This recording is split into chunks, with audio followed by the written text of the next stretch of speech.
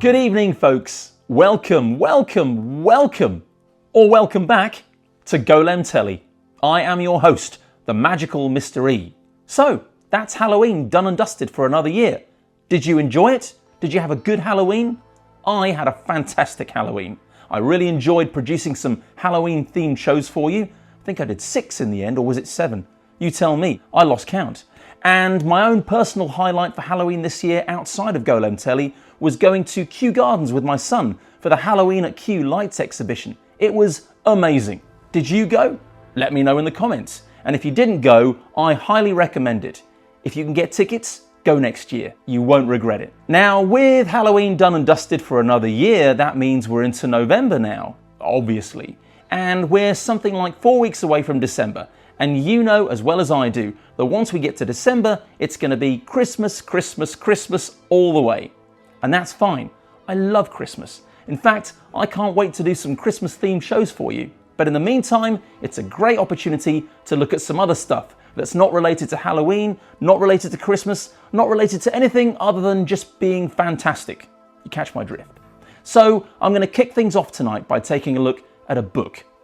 A wonderful book.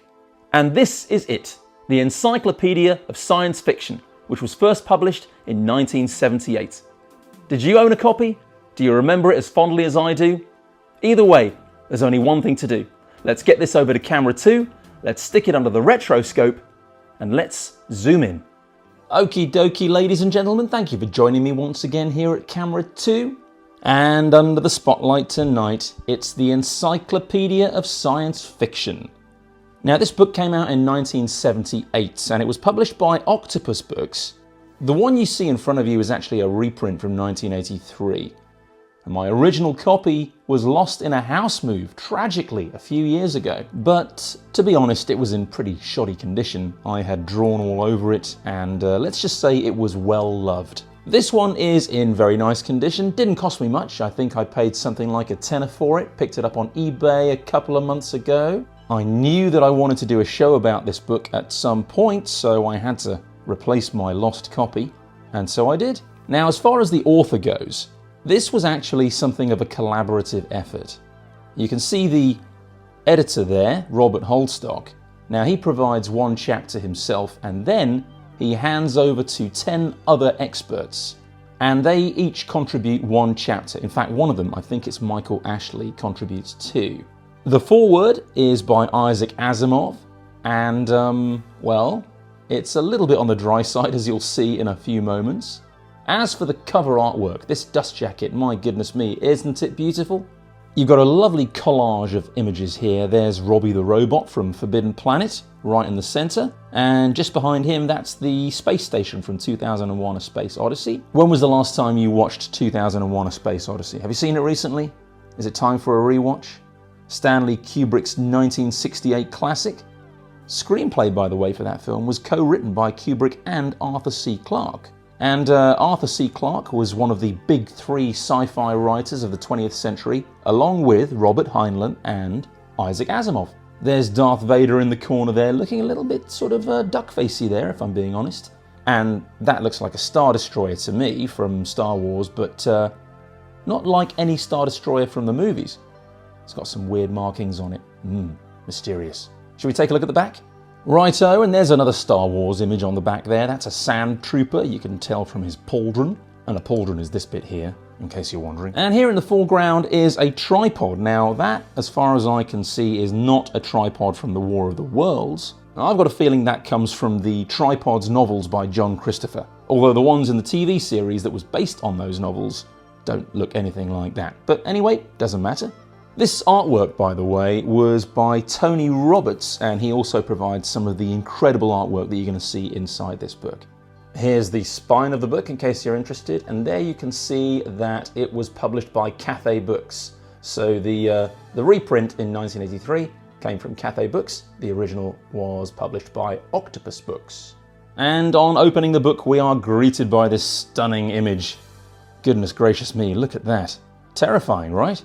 Says over here, this exceptional encyclopedia unfolds new exciting material on the major areas of science fiction. The collected thoughts and experiences of 11 outstanding contributors are blended into 12 concise, critical, but constructive sections, each supplemented by magnificent and illuminating illustrations. Well, yeah, here's the thing about this book. It's interesting, certainly. It was well written. All of these 11 essays are brilliant in their own way, but the exciting part is the visuals, definitely. So as we go through the book, I'm not going to be reading too much of the text. I'll let you know what's going on in each chapter, of course. But we are here primarily to marvel at this artwork. And there is plenty to marvel at. I have to be honest, sometimes it does get a little bit, how can I put it, racy? But don't worry, I will take all necessary precautions to ensure that everybody can enjoy this video. And another reminder here that the consultant editor, as he's called, is Robert Holdstock. Robert Holdstock was a very well-respected sci-fi writer, and a few years after this book was published, he would go on to write Mythargo Wood, which is held in very high esteem by fans of science fiction. I think that was published in 1984 or 1985, something like that. Okay, now, as you can see, I did warn you, this book does get a little bit steamy at times. What can I say? It was 50 years ago nearly, at a time when science fiction was considered to be the domain of boys and men. All I can tell you is, thankfully, we have made great strides since then. As well as the art of Tony Roberts, you're also going to see a fair few pictures by Chris Foss.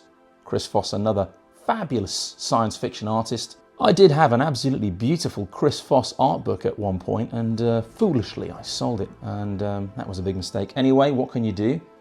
You can tell it's a Chris Foss painting by this little F logo just towards the bottom corner here. Really powerful painting, this one. I think these guys are in deep trouble. Let's hope it's a friendly planet. So here's our contents page, and just a reminder that this edition was published by Cathay Books, and the original came out in 1978. This is a reprint from 1983. And on the right hand side, there's our contents. The foreword from Isaac Asimov is coming up. There's that first chapter from Robert Holdstock. It's all about locations. And then you can see all the other contributors and the individual essays that they have written. At the very end of the book, as you can see, there is a really informative catalogue. It covers things like conventions and magazines and collector's items and so on. And of course, everyone needs an index at the end. Comes in quite handy, actually. All in all, something like 250 pages in this book. Okay, so what does Isaac Asimov have to say? Well, I did mention it was a little bit on the dry side, and it is. He provides a definition of science fiction suggesting that it originated in Britain in the early 1800s, and he reckons that Mary Shelley's Frankenstein was the first true sci-fi story. I like this bit here, though. He says, since the Industrial Revolution first made the perception of change through technology clear, the rate has continued to increase. Until now, the wind of change has risen from a zephyr to a hurricane. I wonder what he would have made of the pace of change in the 46 years since this encyclopedia was published. I have a sneaky feeling his jaw would drop. So here's Robert Holdstock kicking it off with his locations chapter. This blurb at the beginning, tell me what you think. The importance of science lingers in science fiction, but increasingly tempered with an emphasis on the human condition. At its core, sci-fi is no different from any other fiction, but to the sci-fi writer there is a fundamental crisis of importance. To concentrate on fiction is to deny space to the fascinating but superficial features that make sci-fi different. Now, I don't want to be too critical here. I mean, goodness knows, if I ever got as much work published as Robert Holdstock, I would be a very happy and satisfied man. But that is a little bit OTT for an intro on a section about locations, in my view. But as I say, who am I to judge? Apart from when it comes to fantastic images though, and look at that, in my judgment, that is amazing. What a picture. So here we are already with another Tony Roberts painting, and this one's pretty alarming. As you can see here, it says, 2 views of the future. The optimism of Starflight counterpointed against the pessimism of a decayed future Earth. Now, in a couple of pages' time, you're going to see a few more images of the Statue of Liberty. And I guess the Statue of Liberty is significant in sci-fi, or at least attractive to sci-fi writers, because It's such a powerful symbol of freedom and hope. So it's logical really that it's been used so often as a symbol of devastation and defeat for humanity. What better way to convey that sense of doom than by taking an image that is so symbolic of joy and optimism and turning it on its head. Okay, you might want to open a window because the temperature seems to be rising again. It is a fantastic picture though, and I like it in particular because it depicts one of my favourite characters from sci-fi, and that is Flash Gordon. He, in case you're wondering, is the one at the bottom surrounded by snakes. And the caption all the way over here says that Flash Gordon is science fiction's ever popular pulp mainstay. And I agree. The early Flash Gordon stories may well have been before my time, but for me, Flash Gordon has been there right from the start. Whether it's images like this in a book that I've loved from an early age, or the Buster Crabbe serials on a Saturday morning, the reruns that we all used to watch, or the brilliant 1980 movie, which my girlfriend absolutely loathes, by the way, but you can't please everyone. And here we go. Here are some of those images I was talking about a few moments ago of the Statue of Liberty in all sorts of trouble. And these come from a selection of magazine covers. I think probably, though, the most enduring image of the Statue of Liberty crumbling to the ground has to come from the 1968 movie Planet of the Apes. Now, I'm not going to give anything away because, no spoilers and all that sort of stuff. But if you've seen the movie, then you know exactly what I'm talking about. If you haven't seen the movie, well, what are you waiting for? Go and watch it, please. It's very important. Now, we're still on the locations chapter here, and as you can see on the left-hand side, that's an image of Flying Cities by Angus McKee. A remarkable series of flying cities landing on an arid world. And whenever I see cities floating in the air, I can't help but think of The Empire Strikes Back and Cloud City floating high above the gas giant of Bespin. And in particular, I tend to always think of the amazing Ralph McQuarrie artwork that served as the concept art for that movie and the other Star Wars movies too. Now, I do have a wonderful Ralph McQuarrie art book upstairs somewhere. That is something I will definitely dig out for you for a future Golem Telly episode. You have my word. So that's chapter 1 out of the way, and we're on to a chapter by Brian Stableford. Now, Brian Stableford only passed away just this year in February. He was a British science fiction writer, and he wrote something like 100 novels. Anyway, here he writes about the marriage of science and fiction, and he explores ideas like transport. Obviously, the Industrial Revolution and the arrival of railways changed the boundaries of travel and exploration forever. So it's only natural that people really started to speculate on what might be possible in terms of transport from that point onwards. Anyway, he also writes that the concepts contained in the phrase science fiction didn't actually exist until the late 18th century. 100 years later, speculation about scientific and technological progress began to appear in prose fiction. They weren't new ideas, but they were taken seriously for the first time in this period. Amazing image there. The War of the Worlds. Now, it's not all fancy fine art paintings and airbrushing and all that kind of thing. Look at this one over here. An unusual 19th century woodcutting from 1831 illustrating Mary Shelley's Frankenstein. That is so creepy.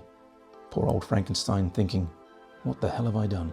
And lots of amazing vehicles, as you can see. Hot air balloon type contraptions, ships that glide through the air with the aid of propellers. Bit sort of steampunky that, isn't it?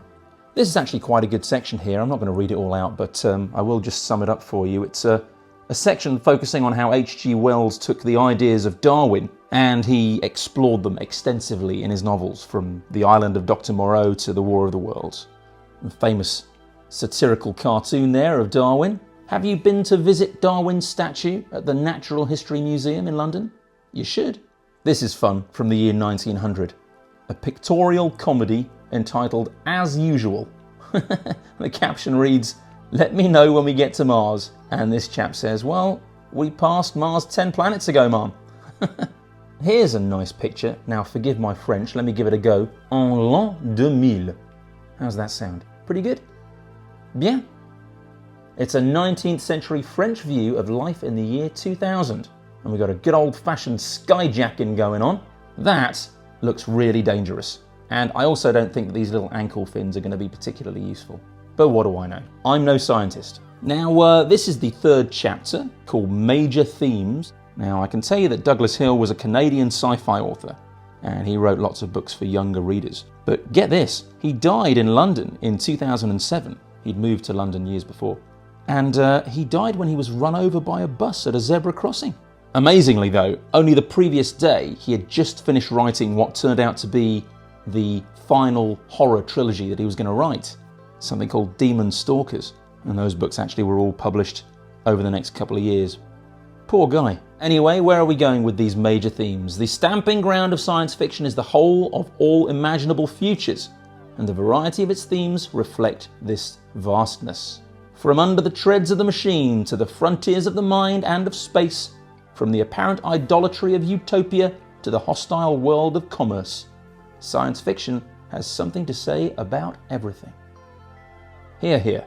Now, the funny thing is, he does claim to be exploring the major themes of science fiction, but to be honest, they pretty much all boil down to one thing, and that's dystopia. There just aren't that many compelling stories about utopia. You've got to have some peril for your heroes to experience, otherwise what's the point? There's no story there. So yeah, it's pretty much dystopia all the way. Having said that, these do look like quite nice places to live if you're into that sort of thing. Glass towers rising above the city, the artistic vision of the future reflects more optimism than the literature ever does. Okay? Both these illustrations show the contemporary obsession for the towering and the big. The ship juxtaposes with the city, the outward urge and the inward urge, perfectly balanced in an imaginative and technically precise vision of an ultra-bright future. Okay, sold. There you are, you see. A totalitarian future, the resistance, it's all dystopia. Misery, survival. That's what makes a good story. This is a fantastic image though, look. The beautiful people and the humanoid machines in Joe Patagno's illustration for Lemmus 2, standing before the ruins of a city and a place of human ruin. Now there is a glimmer of hope here apparently. Despite the pessimism of the message, the art is optimistic. Triumph by adversity. And can there be any doubt that they have struggled against the machine creations of their own technology? Yep, I think that's a given. They've only themselves to blame. Now this one here looks like something straight out of a Studio Ghibli movie or a Zelda game. Even the missiles become strangely beautiful in Bob Lazel's picture, a part of nature even while they retain their shape. How about this for a painting? This is an illustration by Jim Burns for Harry Harrison's The Streets of Ashkelon. Harry Harrison is one of the contributors to this book, by the way. And in this illustration, the aliens, converted to Christianity by the space missionaries, feel they must recreate the martyrdom of Christ. Dogma rules once again, and the essential religious communication is lost in a sad reflection of contemporary human Christianity. That's pretty deep. This picture always freaked me out when I was a kid. It's a gun-toting furry alien from George Martin's And 7 Times Never Kill a Man. What do you reckon? Are these guys Wookiees? It's so bleak. Earth invasion. This is the way the world ends. Come on, cheer up everyone. We're not there yet. I mean, this may be a representation of the future, but it's a picture of its time, that's for sure. The damsel in distress, being protected by the hunky man as he fights off those alien dogs. I mean, they are trying to convince us there is some positivity out there. This optimistic vision underlying Chris Moore's Pan Am is perhaps more fashionable today than a few years ago. His near-future extrapolation of air transport is a striking and realistic image. Another floating city here, this time in a great big bubble. This guy can't believe what he's seeing. James Blish's Cities in Flight series appeared as a sequence of stories and novels in astounding sci-fi in the 50s and the early 60s. And they were rarely more dramatically illustrated than here. An urban conglomerate touching down on a primitive colony world to trade. And we're on to the first of Michael Ashley's 2 chapters here. And this is Pulps and Magazines. And there aren't actually many people better qualified to write about this topic than Michael Ashley. He's won all sorts of awards over the years for producing anthologies and encyclopedias and indexes and the like, mostly covering science fiction publications of various kinds. He is definitely not, however, the former owner of Newcastle United FC. Now, I've got to say, I think that magazine and comic book covers are my favourite kind of art. They're just the sort of thing that I want framed and brightening up the walls of my home. And I'm quite lucky actually, because I do have some lovely examples of original Oliver Frey artwork doing just that, and a little bit of original 2000 AD artwork too. Now this Flash Gordon style cover would look fabulous in my conservatory. I'm going to have to do some hunting around and see if I can find a good quality print somewhere. Strange Adventures on Other Worlds, Planet Stories. Wonderful. He looks happy. Here's a future city in a spot of bother. I think they've had their chips. Look, if these great big hot dogs don't obliterate the entire city, then these flying saucers and hawk people will get whatever's left. Well, it was fun while it lasted, right folks? That's an amazing image, but it's horrible. I don't want that one on my wall. City of the Dead. What does this say? That's freaking me out. I can't even read it. I'm not even going to try. Let's move on. June 1965. If's big scoop in 1965 was the advanced serialization of Skylark Duquesne. Here given the cover treatment by John Pedersen Jr.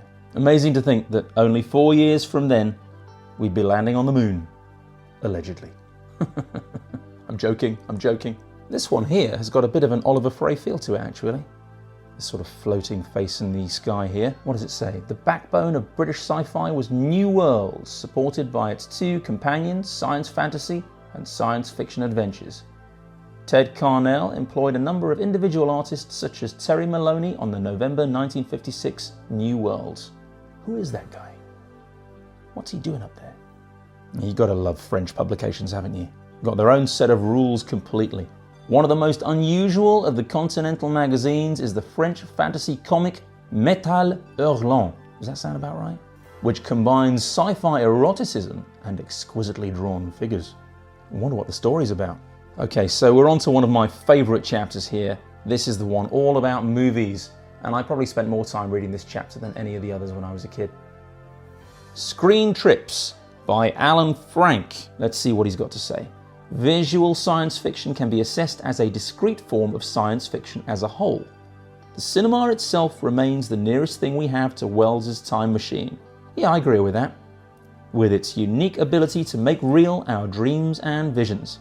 The development of special effects has given rise to fantastic illusions, recreating many of the writer's ideas.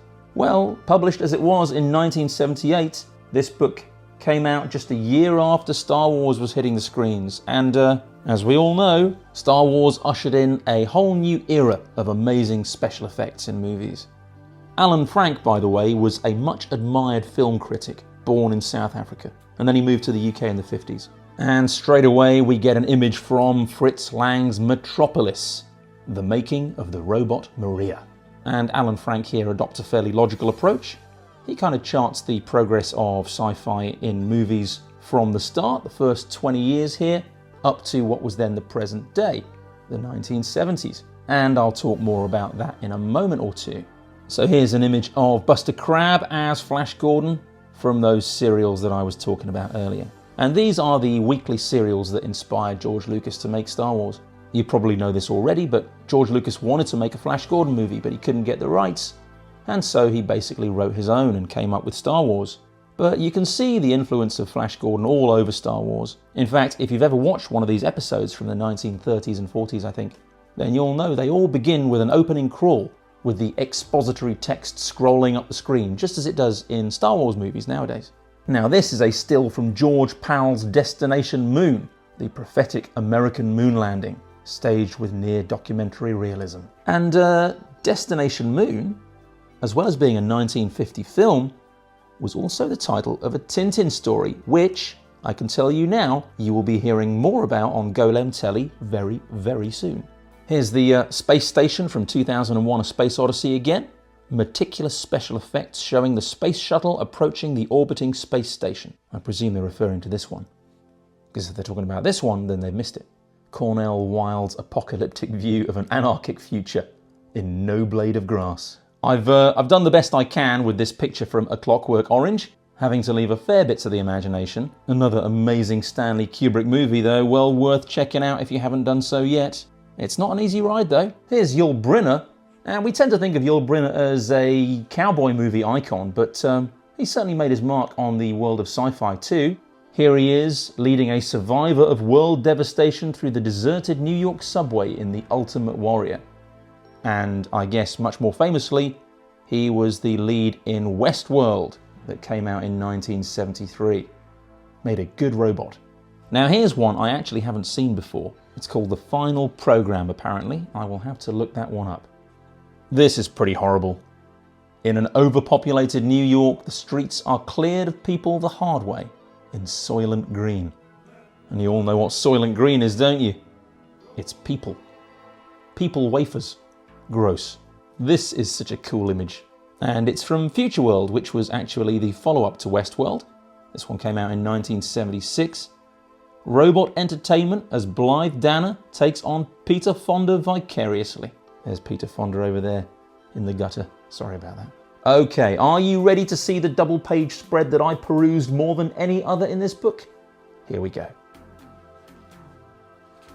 Ta-da! Star Wars, the ultimate sci-fi entertainment. On the planet Tatooine, Ben Kenobi, played by Alec Guinness, and Luke Skywalker, played by Mark Hamill, help C-3PO, that's Anthony Daniels, whilst R2-D2, Kenny Baker, looks on. I could recite that entire caption from memory. There's the attack on the Death Star. In pink and purple, that looks really good. Works well, doesn't it? Make a cool t-shirt, that would. Ah, poor old Roy Neary. A truck driver comes under attack from alien visitors in Steven Spielberg's film about extraterrestrials landing on Earth, Close Encounters of the Third Kind. Now, both Star Wars and Close Encounters came out in 1977, and that really was a peak year for sci-fi in the movies. That whole period, actually, in the late 70s was just unbelievable. Straight after Star Wars and Close Encounters, you had Battlestar Galactica in 1978 and Star Crash and Superman the movie. And then the year after that, 1979, there was Alien and The Black Hole and Buck Rogers and Star Trek, the motion picture. And then in 1980, there was Flash Gordon. So what a period that was for sci-fi at the cinema. The golden years. So here's that chapter from Harry Harrison that I mentioned a little earlier on. This is called Machine as Hero. The machine in science fiction has been both hero and symbol. Science fiction's hardware has always been a vital ingredient of the genre's sense of wonder. Here's another brilliant Chris Foss painting. You can tell his style instantly, can't you? But it does help that he puts his little F in the corner too. And there's a section on time machines here, which interestingly doesn't mention Doctor Who at all. In fact, having read this book over and over, I can't remember Doctor Who being mentioned anywhere, unless I missed it. Now that's pretty odd, especially in a section about time machines, but maybe there was some sort of legal restriction on it or something like that. I don't know. Now this is interesting. In the corner here, a V2 rocket caught in a spinning top. Alex Schomburg's cover from Thrilling Wonder seems hopelessly dated now, unlike many pulp magazines of the time. But where's the picture? It's missing. What's this image here? Into the Black Hole, a fashionable alternative to faster-than-light travel. Yeah, that was the premise for Interstellar, wasn't it? Did you see Interstellar by Christopher Nolan? What a movie. Can you believe that movie came out more than 10 years ago? It's that terrifies me, the passage of time. There's quite a lot going on in this picture, isn't there? Familiar hardware confronts unfamiliar hardware in this illustration by Peter Jones. For a robot with an egg for a head, he looks pretty menacing to me. Vertical liftoff, tailored for the individual. Now that looks a lot like some of the Oliver Frey paintings that I've seen. Well now, this image here, it says sexual discrimination in spacesuits. Heavy, functional rubber for men, but transparent flimsies for women. Now, I asked my girlfriend earlier on, if she had to go into space, would she prefer a big chunky rubbery suit or something like this? And she said in no uncertain terms that she would definitely not want to be wearing that, mainly because she was worried she might get cold. And it's a fair point. She did mention a couple of other impracticalities about it as well, but it was primarily the temperature that worried her. Here's another image that absolutely freaked me out when I was younger. Letting your fingers do the walking is here taken to its ludicrous but hilarious extreme by Patrick Woodroffe in his picture Waldo. Let's see what he's got there. He's got one pair of hands holding onto the wires and controlling another pair of hands that are holding onto the wires here and controlling a third pair of hands. Oh, does my head in. But the important thing is he looks to be having a really good time. Look how much fun he's having. And one more Chris Foss painting for you. You can't have too many. The lights in the sky are cars. This amazing domed city and its suburbs, and that row of enormous beacons would probably drain the electrical power from North America in a week. But it's certainly effective. Now that reminds me of Coruscant from the Star Wars prequels. All those cars flying in the sky. And there was another image actually of an underwater city. I think we might have missed it. Let's go back and have a look. Yeah, here it is. Submarines and underwater cities. Up until Jules Verne's 20,000 Leagues Under the Sea, very little attention was paid to matters below the ocean's surface. He changed all that. Now, whenever I think of underwater cities these days, I think of Gunga City from The Phantom Menace. So I guess there's another example of George Lucas being influenced by what's come before. Otto Gunga is its official name, I think. Just don't expect a warm welcome. And here's Mr. Foss again with another illustration for James Blish's Cities in Flight series. Great anti-gravity machines called spin dizzies are put into position around Manhattan Island. They lift the entire heart of New York City into space. Now, I can tell you about a spin dizzy. That's actually a term from the 1930s, and that refers to a short-lived trend of model racing cars that were tethered to a central pole that they spun around. How about that for a factoid? Okay, Chris Morgan then. He's a critic and a writer of short stories, and he contributes this chapter about alien encounters. And there are some absolutely incredible images in this chapter, none more so than the painting of a null that you're about to see. Well, now that's not a null, that's an illustration by Peter Goodfellow for Maker of Universes. The null, I think, is going to be... Nope, not on that page either. This is an echo of the bad old days of the pulp magazine Alien, as seen in this picture by Joe Patania. And here, there's that image from War of the Worlds again. The classic novel of alien invasion is H.G. Wells's The War of the Worlds. The octopoid Martians riding tripodal war machines have often been depicted in science fiction, but rarely better than in this illustration by David Hardy. Yeah, that's a good one. So good, they used it twice. Aha! Here's the null. I think that's how you pronounce it, a null or a null. Anyway, what a picture. That is the most amazing Star Wars creature that has yet to appear in any Star Wars movie of any kind. John Kirby's picture for Brian Aldiss's The Interpreter. Earth has been under the rule of the three-legged, three-armed nulls for 2,000 years. And you can see how unhappy the human beings are about it. Although, he's wearing lots of colourful clothes, from which you might infer that he's actually happier than he looks. Anyway, maybe my favourite picture in the entire book. Now, I'm not entirely sure that I needed to censor this one. I mean, she does have kind of a bikini on underneath there, but it's stretching the definition of the term bikini, that's for sure. So, better to be on the safe side, I think. Hope you'll agree. Anyway, that's a picture depicting a princess of Mars. Now, the planet Mars was also known as Barsoom in these stories by Edgar Rice Burroughs about John Carter, the John Carter stories. And A Princess of Mars was the first John Carter novel. You see, 100 years ago, that's what people thought Mars would look like. So, I have to say, amazing as it is to have landed all those rovers on the planet over the last couple of decades, from the images they've sent back, it does look kind of disappointing. Earth biology is used with effective and frightening results in this illustration of an alien commuting across the city. Slug and snail, a hint of insect, and a little armadillo. A real nightmare. Yep, you can say that again. Ugh. Imagine seeing one of those crawling up your front door. Love this image down here. Beast man capturing helpless woman, hero about to spring into action. There is something about the human psyche that will not let an old cliche fade away. Well, yep, that was certainly the case in 1978. We have moved on a bit since then. I do love this image of the Beastman though. Kind of looks a bit like Beastman from Masters of the Universe, doesn't he? Except green instead of orange, and with long black hair. And that could be He-Man. So we're getting close to the end now. This is a chapter on art and artists by David Hardy. He was an artist and his work was much admired by the likes of Carl Sagan and Arthur C. Clarke and Isaac Asimov. And did you know that he actually has an asteroid named after him? It's called, get this, Asteroid 13329 David Hardy. Discovered in 1998. I wonder if they'll ever name an asteroid after me. Asteroid 87655, the Magical Mr. E. It's got a ring to it, hasn't it?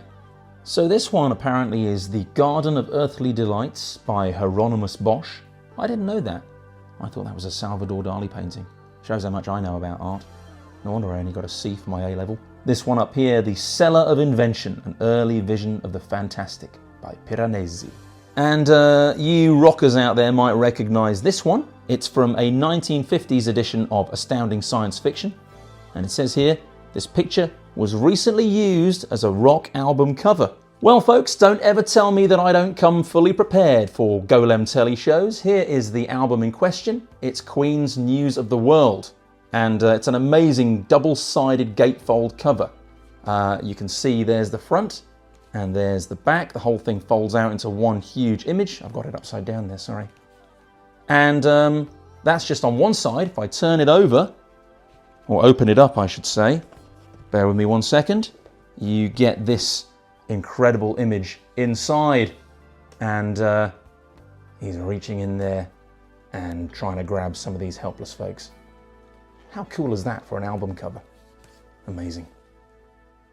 News of the world. What's on the track listing? Let's have a look. We Will Rock You, We Are the Champions, All Dead, All Dead. I love that one. 1977. What a time to be alive. This is fantastic, isn't it? What a great painting. I'm glad they gave it a whole page. An exquisite and truly frightening depiction by Tim White of Revolt in the year 2000.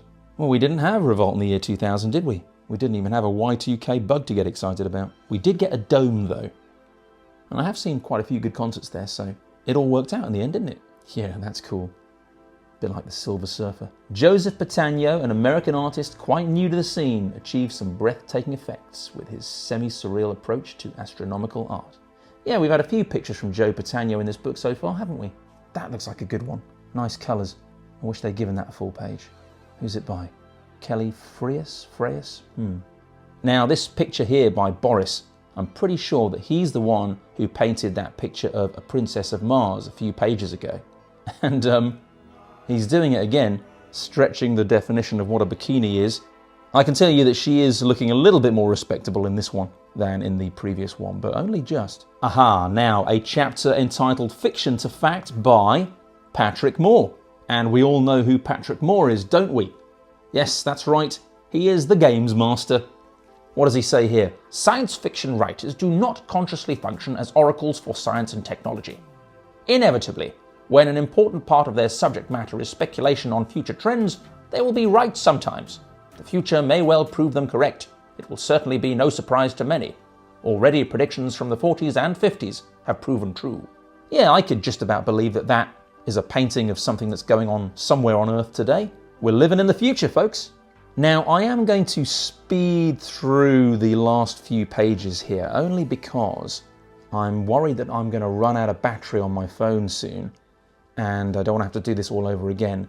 But also because when I had this book originally, I don't think I ever really read it through to the end. So I'm kind of reliving that experience of having all my fun at the start of the book, or having to put the book down because my mum was calling me and I had to go and have my dinner or do my homework or something.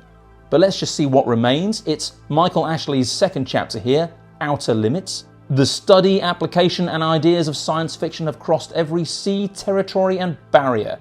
Such is the fascination and following in sci-fi that virtually every country has developed its own subculture. A couple of Spanish magazine covers there. In Spain, the emphasis is on translations of Western sci-fi or stereotyped space opera novels. Okay, I do love my comic book art. This one is from Metal Hurlant. Here we see part of a cartoon spread, and we are reminded that Metal Hurlant was erotic, surreal, and nothing short of a new wave comic. Okay, I'm not even going to try and read that because my French accent will just butcher it, so let's just admire the brilliant artwork for a moment. Okay, now this is the Christopher Priest chapter entitled New Wave. That, by the way, is not the same Christopher Priest as the Marvel Comics writer. That's a different Christopher Priest. This one here is writing about the new wave movement in science fiction, which was part of the much larger social revolution of the 1960s, a rebellion against the accepted idioms of the sci-fi category and the single most important development in science fiction.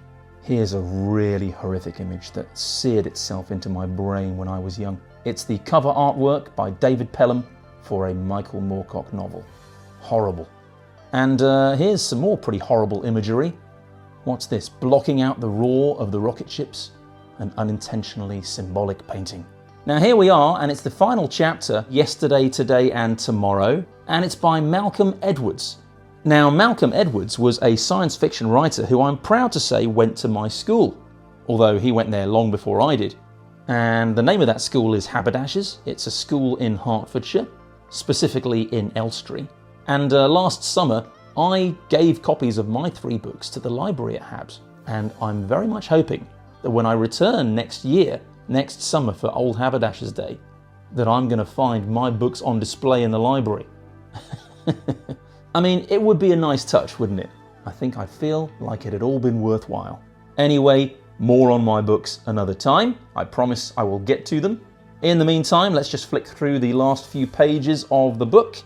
Dismantling the New Wave, J.G. Ballard.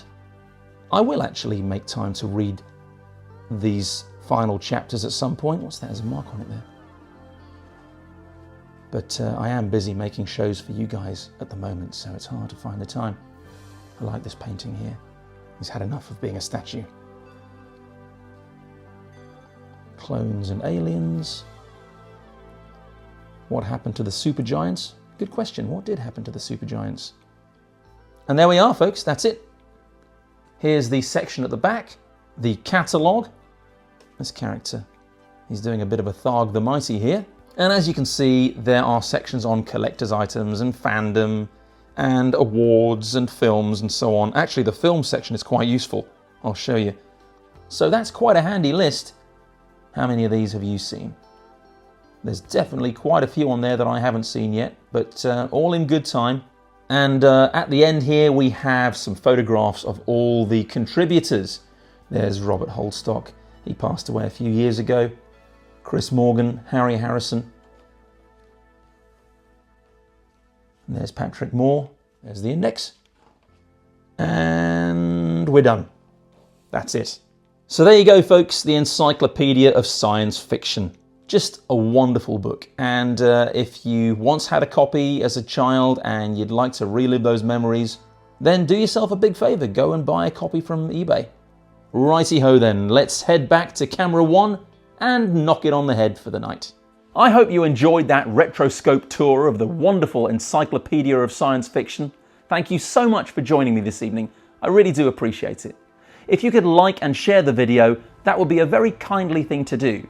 And if you could subscribe to Golem Telly if you haven't done so already, well, that would be a very smart thing to do. I'll be back in 3 or 4 days' time with another video. In the meantime, please enjoy the rest of your evening, and I look forward to seeing you again very soon. Evening shadows deepen, world around is sleeping, everyone's departed to the land of